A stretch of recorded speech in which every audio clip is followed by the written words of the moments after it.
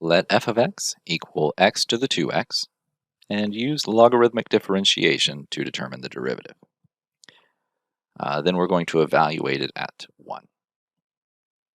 So we have y equals x to the 2x. And to use logarithmic differentiation, what we do is we start by taking the logarithm of both sides of the equation. Now, why that's important here is because I have both a base of x and an exponent involving x.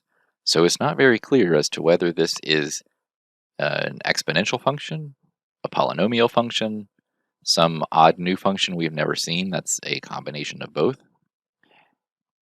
Regardless, we don't have any rules to evaluate this derivative. We can't apply a power rule.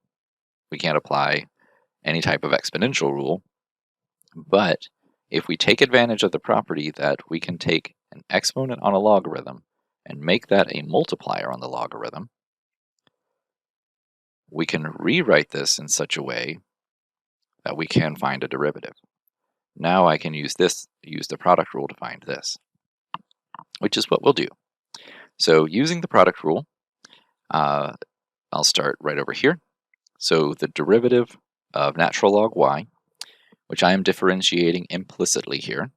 So the derivative of natural log y is 1 over y, but because y is an outer function, we multiply by dy dx through implicit differentiation. Then, for the product of 2x times natural log x, I'll take the first function times the derivative of the second plus the derivative of the first times the second.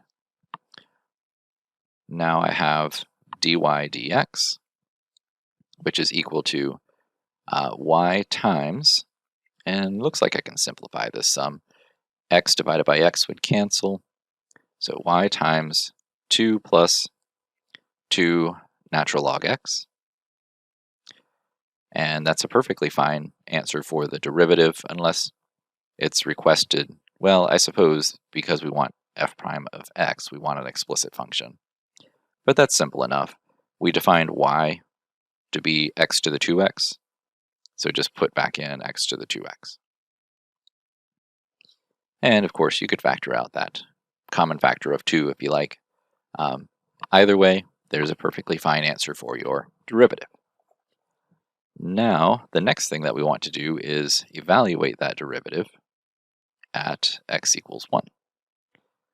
And to do that, we just plug in. So this would be 1 to the 2 times 1, so 1 squared, times 2 plus 2 natural log of 1. And there's not very many values that you should know how to evaluate logarithms on, but logarithms of 1, you definitely should. That's just 0.